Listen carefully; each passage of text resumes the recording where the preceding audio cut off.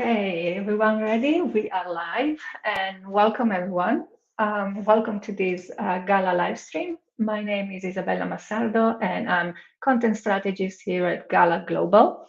And before we start this live stream, I'm curious whether there are people who are watching this and whether they are joining us from. So if you guys want to write in the chat where you are you at the office? Are you working from home? Where in the world are you? Let's see whether there are some comments coming in.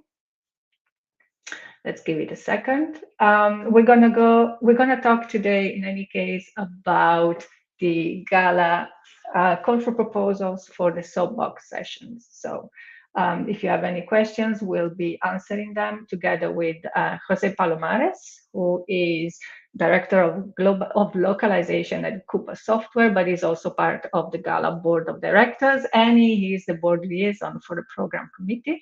We have Michelle Rabi, who is, if I'm correct, quality manager and head of special projects at RWS, and Andre Hemker, who is CEO of WordBee. So welcome, all three of you. And there are a few messages coming in. Let's see. We have Dimitri in Belgium. Hi, Dimitri. We have Milena in Italy. Okay, let's keep it coming.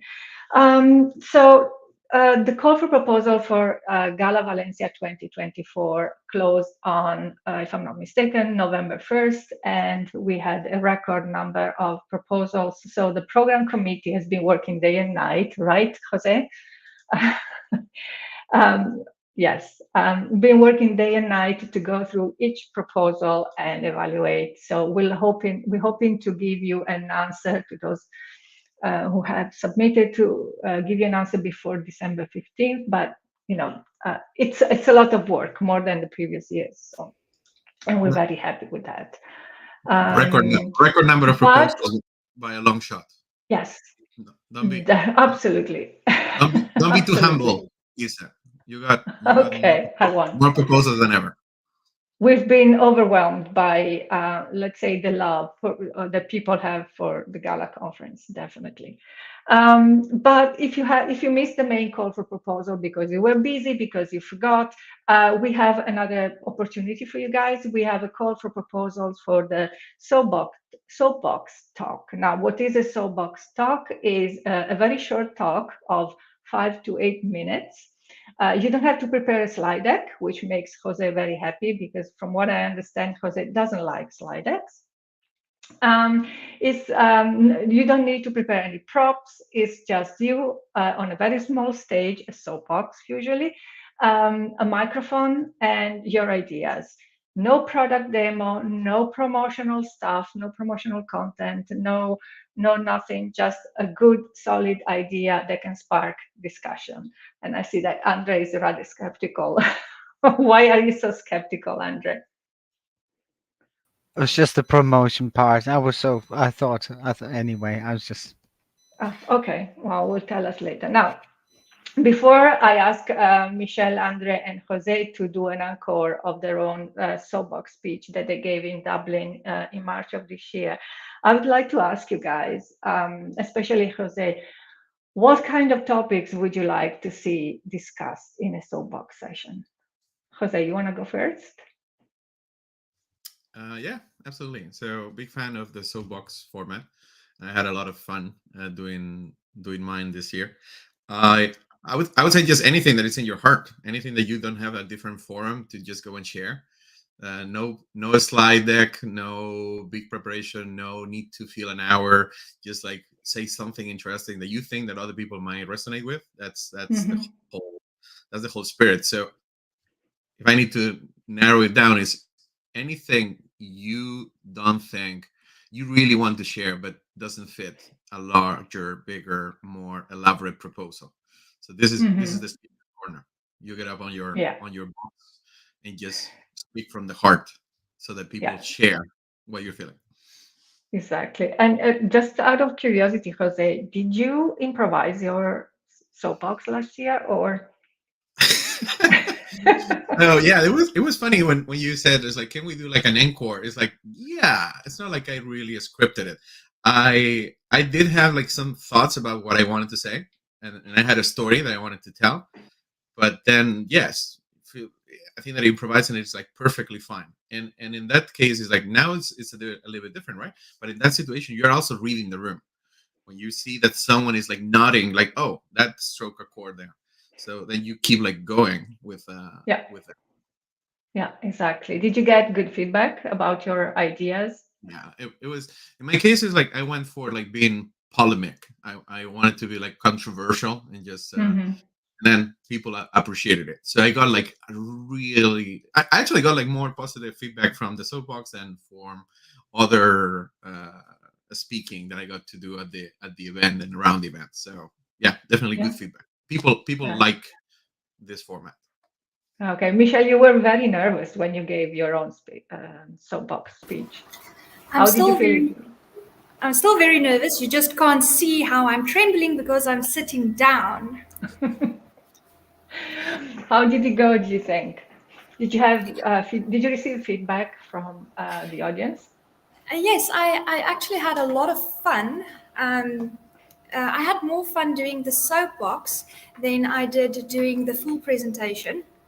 I liked the informal format of it.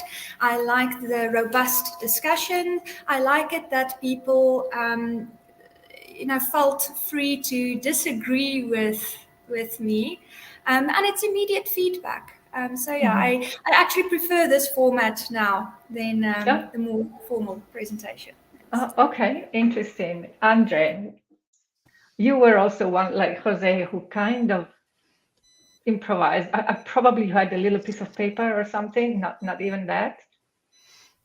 That's a nice thing. It's only 8 minutes or something. So if you have a general idea, and you have a general story in your mind, of course you try to write down things, but Mm. then as it goes, it's best not to look at anything and just go with the flow. As long as you know what you're talking about and you know why you're arguing the case, you can't fail. It's a great format. I was provocative on purpose, and the people that I wanted to tease, I could Mhm. tease very well. So that was great. It's a lot of Yeah. fun. Okay, excellent. So I think that people keep joining in. So I think we should give them a taste, first of all, of your speeches. So I would like Michelle to go first. You ready, Michelle? I will never be ready, but I am willing to go first. It's too late now in any case. Okay, so the title of your soapbox was In Africa, Time is Not Money. So I'm gonna look at my timer. Okay, ready? Thank Go. you. In Africa, time is not money. If you've worked with a vendor from an African country before, I am pretty sure you are familiar with African time. For those of you who don't know, African time is not a time zone in Africa. It is a frustrating dimension where time does not matter. It is a place where, after the deadline has passed, the linguist will promise to send the work now, or now, or just now. It is your own fault for assuming that any of those things mean you will get the work back anytime soon. And I guess it is true to some extent. We tend to be more laid back and relaxed, and I'm pretty sure I heard Isabella's sigh of relief when I arrived on time for this session. And to be quite honest, even I was a little bit surprised. All good. When you Google African time, you will get thousands of results. There are more results for African time than there are for African culture or African politics. So, for the purpose of this talk, I will use the politest explanation I could find, which is we Africans have more of an emotional time consciousness as opposed to the Western mechanical time consciousness. It is a interesting subject, to be sure. I even found an academic paper claiming that African time is the main culprit for poverty in Africa. There are many experts have many complex theories about what it is exactly, and if we Africans use it as a convenient excuse to be always late, where in reality, we have many excuses for delivering projects late. We work with developing languages where a lemma ratio of 9:1 is considered to be good. In practice, that means, with English and Zulu as an example, that means that English has 9 times more dictionary entries than Zulu. So medicine, drug, therapy, treatment, cure, remedy, health, healing, roughly all have only one Zulu entry.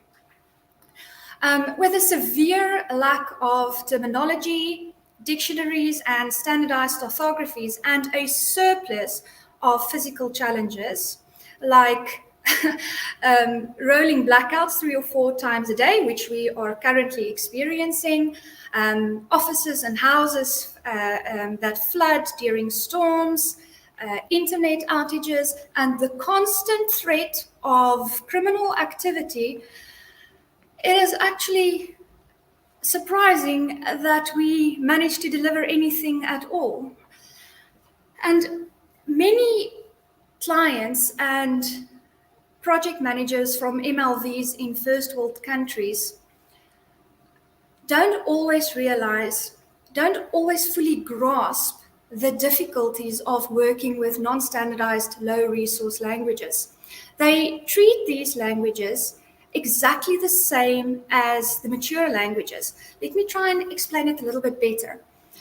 A client asks for the Mona Lisa in both French and Zulu.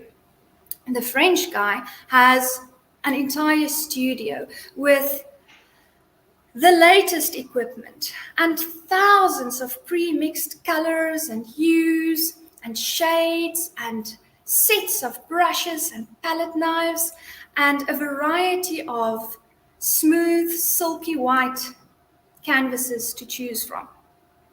The Zulu guy, on the other hand, has one wonky brush and a palette with the 3 primary colors. Yet, both of them are paid the exact same. They are given the exact same timelines, and they are measured against the exact same quality metrics.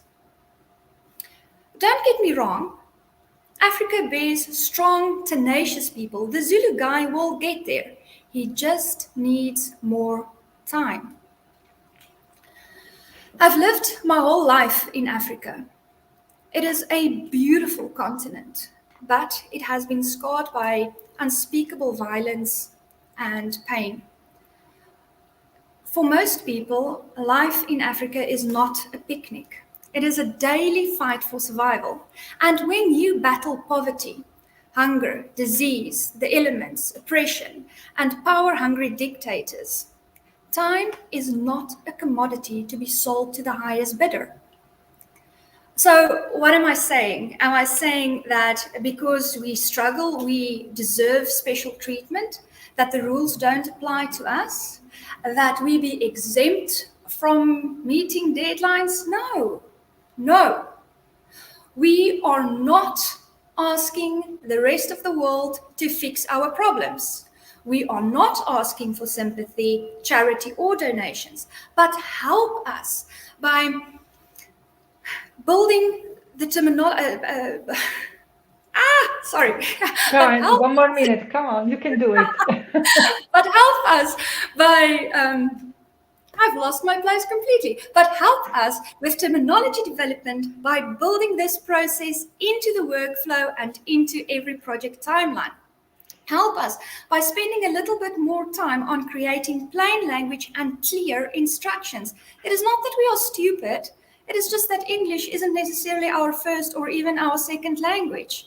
As my friend Janie from Malawi likes to say, in Africa, English is not a language. It is a subject. Help us by localizing and plain languaging the source text before translation so that we don't spend days trying to decode terminology. Help us by not forcing us to use tools that are unaffordable, difficult to master, and dependent on stable internet connection. As a linguist, as a project manager, and as a vendor from Africa, I am not asking you to do this because you are rich and we are poor. I am not asking you to do this because you owe it to Africa. I'm asking you because, as language professionals, we owe it to the industry. We owe it to our linguists and we owe it to our clients. In Africa, time is not money. In Africa, time is a teacher. It is a heartbeat. It is a living, breathing thing that must be treasured, not sold. And if you decide not to act on what could very well be the insane, naive ramblings of an overworked optimist, then please just remember this one thing. The moment you focus on the heartbeat, the breath, the person, and not the deadline, then, my friend, you have conquered African time. We have a saying, if you want to go fast, go alone. If you want to go far, go together. Thank you. All right. That was completely different from what I remember, and it's even more beautiful. I hope people will appreciate it. And please write in the chat how much you liked Michelle's speech. It was really, really something. Thank you. Still nervous? Or is it still nervous? Okay. Jose, you were very uh, interested in Michelle's talk when you heard it the first time. What was it that you liked?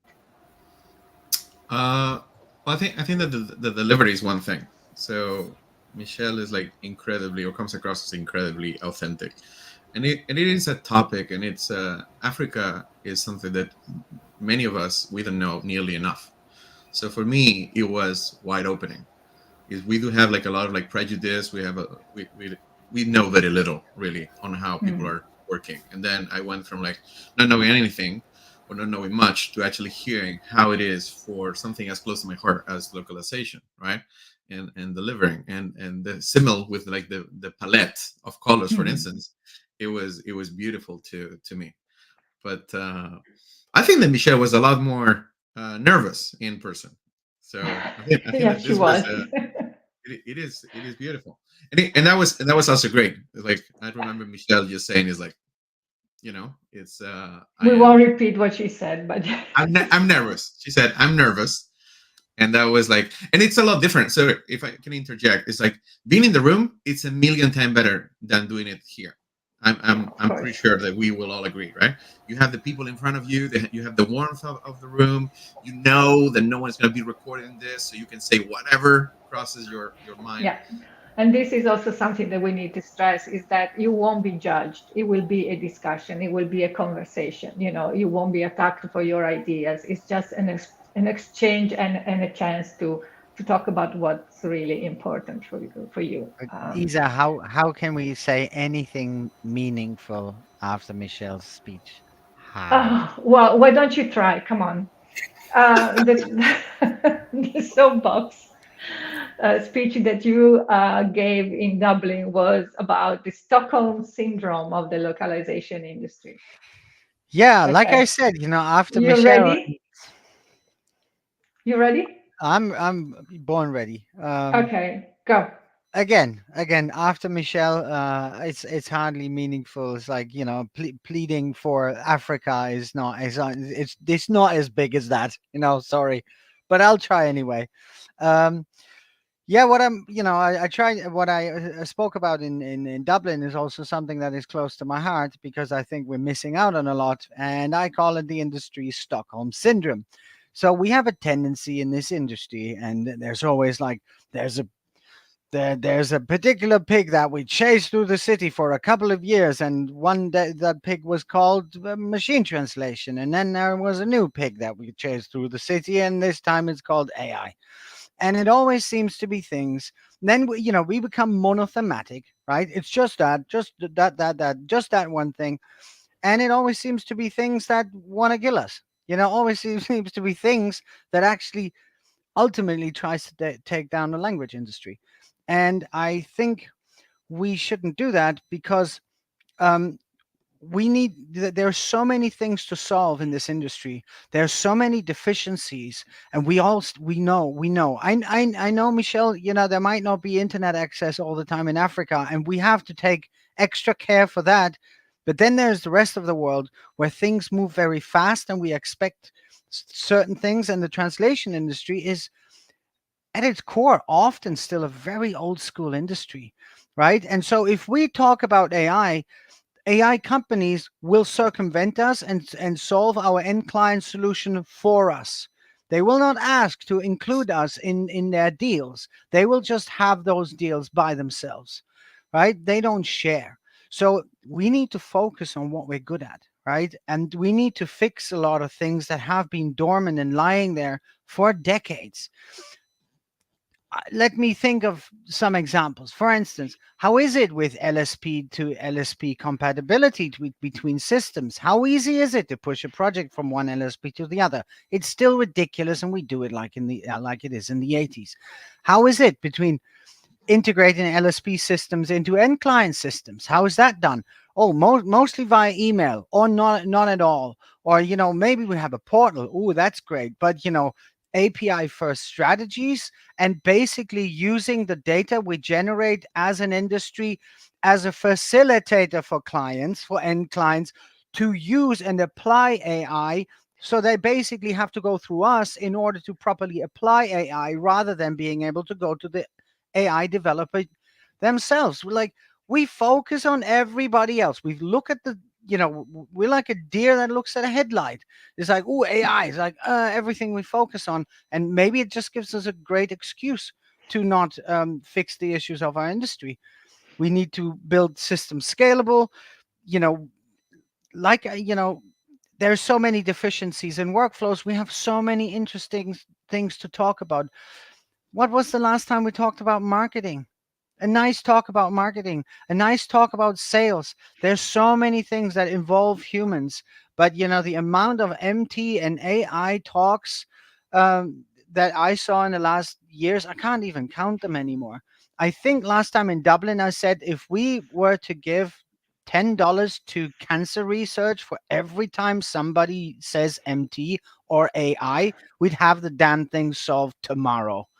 Really, it's in generally, I would just like to make a plea in the industry to finally fix things like XLive, which is as sophisticated as a toaster, and things like that, what we rely on for such a long time. And if we think we can just not change, stay the old us, but then AI and any kind of new development won't kill us, I think this is precisely what I mean with the industry's Stockholm syndrome. And I plead, please make proposals for other topics. And there's so many interesting topics out there. I think this is the most interesting industry in the world, because we deal with everybody from everywhere, all the time. Please find other topics, because there's so many. And yeah, that's my I'm just pleading. But like I said, it's not as important as fixing or like understanding Africa, Michelle. I was really impressed. So thank you so much. Well, thank you, Andre. I think that who was it? Xlif, as sophisticated as a toaster. I think that's going to become probably a meme or something. Please make it a meme. Please make it a meme. Really. Okay, if someone is watching and is creative enough to do this meme, please send it to us, and we'll help you become famous. So this is your chance. Michelle, you hadn't heard the talk that Andre had given in Dublin. You said before when we were backstage. What do you think? Well, I think it is meme worthy. Yes, It's very interesting. Flying X-Lift toasters. What was it called? After Dark? Does anyone remember? No. Right. Anyway. Okay. Yeah. Well, thank you, Andre. Okay, so let's go to Jose. And I remember what we had the conference in Dublin, and we had our very first soap talk. It was Jose's turn to kind of break the ice. And I remember we were on the first floor of the hotel, and I remember people running up the stairs, not even taking the elevators, running up the stairs into the room because they wanted to listen to Jose talk. So great expectations, no pressure, Jose. The title of your soapbox was, I kindly, respectfully, sincerely have to tell you that your vendor model sucks. So, okay, you ready? Yeah, Go. very much. And I think that was the actual reason why people came to the room. This is a chance to be provocative like that. So yeah, and I still stand by that. So it's been a few months now. I come to terms a little bit with it, but it still sucks, and it sucks terribly. And I'm so grateful for the soapbox because I had like so many conversations after that talk where I could explain in detail to people how it really sucks, and you're like taking it for granted, and instead of like trying new things. So. I just wanted to rant a little bit about my own story with the vendor model. So, and I've been on the vendor side and I've been on the buyer side, and it sucks for everyone. So I know that it's accepted. Like I said the first time, there is a book about it. Renato Tucker Johnson write a book, tell us how the industry looks like, how everything's supposed to work. A couple of other people out there, everybody agrees. We all join hands and we say, yeah, this is how the industry has been built. Okay, well, to me, it sucks. So, and I need to illustrate this with a story. I want to tell you a story about me being on the buyer side and having something as simple as a small. Oh, your microphone switched off. You're muted. You're muted. Can you hear me now? Yes. I think the last word was sucks. So Yes. It's funny because I do not hear you, but I need to watch your faces. So please raise your hand if you lose me again. Hopefully it won't be long. So what I'm saying is I had something like 3,000 words of software to be doing. And I'm doing this like every couple of weeks. It should be like pretty sustainable. It should be like pretty predictable. But it happens that recurrently I have problems like this. We send that over to a vendor. The vendor acknowledges, as they should. It takes a few hours, right? But they say, oh yeah, we got it. We're working on it. Everything is good. You'll have it by this date. And it's like, wow, that's great. Everybody's hitting their SLAs. Everybody's chilly. But what happens is that then the deadline comes and we get the delivery and we're doing 25 languages and then we only get 5 languages back. And everything else is just like, oh, sorry, there is like problems and we're working through them. And I'm like, wow, 20 out of 25 missing? That's pretty big. So I came to learn that what happened was something like this. My team sent something to a PM in the US. The PM in the US tell us, oh, received, but then they pass it on to an engineer, and the engineer waits until they have time, and then they open the files, they look at them, they confirm them to the PM. Then the PM goes and moves the project and says, okay, this is ready. Now we understand what we need to do. Let's give it to the next people. And then they go to the PM in Asia and they tell them, like, hey, this is what the client wants. This is by the when they want it, and move on. And the files are ready. And then they pick it up and they have questions and they go back to the PM in the US to ask some more questions about the project. And then they're like kicking it off from APAC. And from APAC, they kick it off to a bunch of like regional language vendors, hopefully, and also pass it on to EMEA. And EMEA receives the project and they also have questions. So they funnel them back to APAC, ideally, or perhaps to the US, I'm not sure. But they also then go and communicate to an regional vendor that then goes to translators, because some of them have like translators in-house and some of them don't. So it goes to perhaps another single language vendor or translators. And you have like all this messy ecosystem of like people just like wondering what it is that is about this project. And if they have a question, how do we answer that? So what happens in the end is that everybody is like running into issues because our product is complex and you need to have questions, but they don't have anyone to ask them to, because every single person in this ecosystem is bound by their own SLAs. So if they don't deliver in time, if they have a lot of questions and they just like got it so close to the deadline, they don't have time to solve them. So what happens is that me, who I'm waiting for this amazingly translated packet of software strings, I just get something with no queries. No one is asking. In this, there is also like a bunch of transformations, because some of those vendors decided to like go and not work with the tool that we provided. They move it out, export it out to another package. to another package. And in some cases, you get something back with like variables are absolutely destroyed because someone just worked on them on a tool that doesn't protect anything as a variable. And then we get a faulty delivery, missing 20 languages, and no queries have been raised. And then we do the most evil thing a client can do is like, why are there no queries?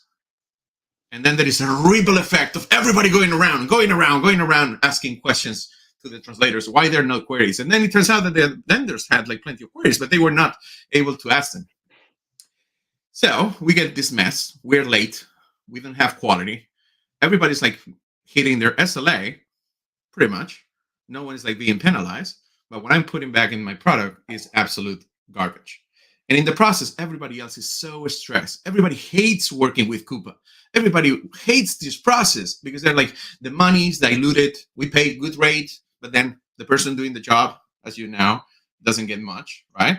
So no one is making good money. No one is working comfortably. No one has the opportunity to ask questions. This is a nightmare. And I go from being an awesome brand that cares about localization, which is what I am in my head, to actually being a shitty project that someone somewhere is getting and they don't want to deal with. Because at the end of the day, it's like fintech software, not the sexiest thing, not the most like, you don't go and tell your family, it's like, hey, you know what? I did like 3,000 words of software for Coupa today. It's like, what's Coupa? So none of that happens. No one is winning. So, of course, I do have a proposal for an alternative. And it might not be for everyone, but we've definitely tried it, and it does work. It's instead of having all of this mess, I want a supply chain that is much shorter. And then there go like the massive LSPs just saying, no, don't do it. But I don't care, because what I care at the end of the day is like good quality and a good team of people working with me. I want the industry to be successful. I want me to be successful. So what I'm proposing is, whenever you can, why don't you try this?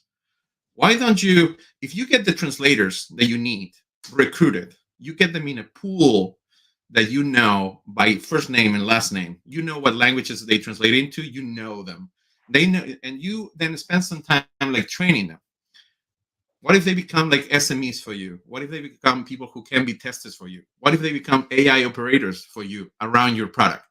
But it takes the courage of a vendor to want to be this partner with me, in which instead of like having all of this subcontracting, we go through a process where we find the translators. We try to find a fixed volume of work that we're going to be doing them. Perhaps we change the way that we pay them. Perhaps we're going to pay them retainers now. Perhaps we're going to pay them hourly now. It's, none of that is like really scary. On the buyer side, it's if it's predictable, I can still go and do it. So I could pay you a retainer if you get me the 50 translators that I need to sustain my product. And they're always going to be there working for us. Someone is sick, then you go and change them. So what I've been doing and what I've been pushing for is that we buyers find a vendor who can be this partner.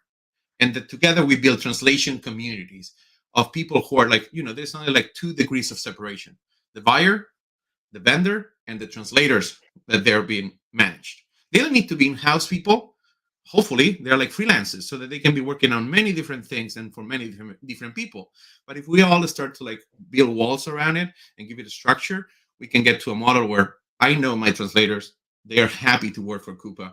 The questions they raise reach me directly in a matter of seconds, perhaps minutes. We answer them in a matter of days.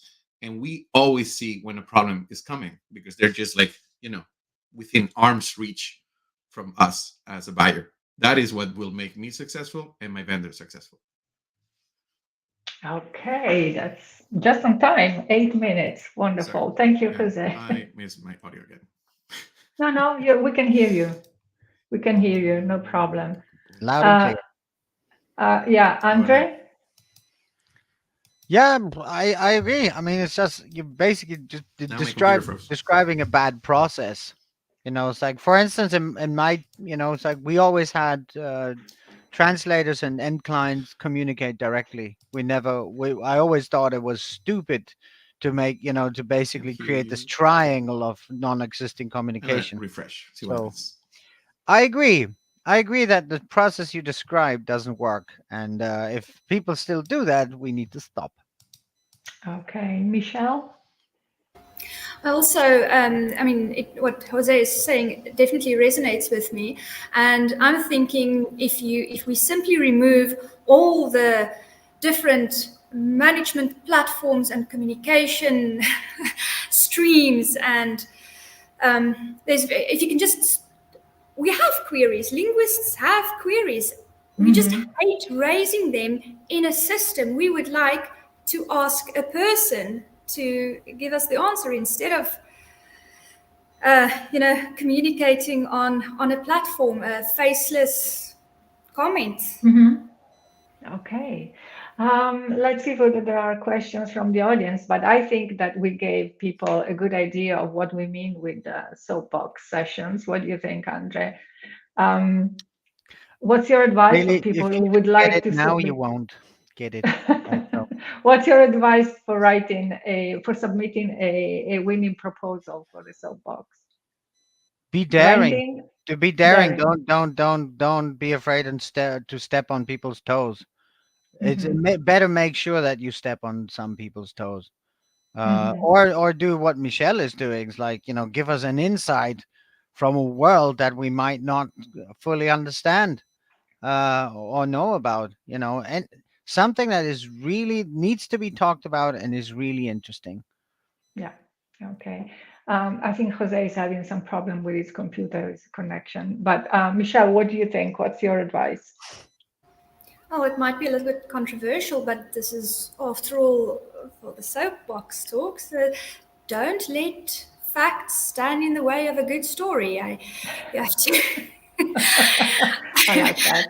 I'm not saying that we don't have those challenges in Africa. We definitely do, but we really are great plan makers. We are tenacious, and we find ways of overcoming. Um, and yeah, I mean, I think it is very important that you care about what you are speaking about. Mhm. Um, and you have to be, and as Andre said, you definitely have to step on some toes. If you don't, then you're not doing something right. I think if you want to be safe, then do a full conventional presentation. But this is such a fun platform Yeah. to rock the boat a little bit. Yeah, exactly. So this is the assignment that we give to people who are watching, all 40 of them. Just go and try and think of a topic that is going to rock the boat. So think of something that, I don't know, are there questions or topics? Let's see whether we can add, Jose. Other questions of topics that are not discussed enough in the localization industry? Is there a group think that you would like to challenge maybe? What is a topic that has received little spotlight, but you think it's very important? Just go wild, more or less. So, and the deadline, as I said, is December 9th. I'll post the link under the chat, in the chat, as soon as we are ready. Guys, thank you so much. It's been wonderful to hear a new version of your soapbox sessions. And are you going to submit something again this year? Let's start with Michelle. Are you going to give it another try? I would love to, but I'll now that we're part of a bigger company, there's many more people in the decision chain. So, but I'll try my luck definitely. Okay. Jose, can you hear us? Nope. Okay. Andre, are you going to try your luck again this year with the soapbox? I haven't decided yet. You're There's waiting for definitely things inspiration. that I can rant about. If you want me to rant about something, I can come up with something and see. Maybe. Okay. Jose, can you hear us? You want to Now try? I do. Okay, excellent.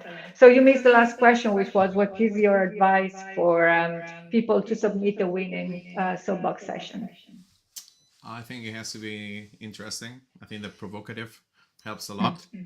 I think that don't mind your presentation skills, but just make sure that you would like to. If you think that it's something that like a group of 10 people around the table would like to hear, then it's likely that it will be fun to hear about. And Yeah. you can be contrarian and hateful. We'll take it lightly. So Yeah, exactly. go against AI. I know Go that upstream. there's going to be David. sure someone, but you might have like the best thing to say against AI. So that could be Okay. a Are you winning going to proposition. are you going to submit a proposal for the Soapbox this year? I think so. There's still time until December 9th, so we're The good thing is that you can come up with it in like very quickly, yeah, and exactly. no slides necessary. Okay. Well, guys, thank you so very much. And if anyone's watching and has questions, just keep posting them. We'll answer tomorrow, and we will help you with your proposal. So thank you again, and I'll see you in Valencia. Thank you so much. See you in See you in Valencia. Valencia. Yeah. Bye. Bye. Bye.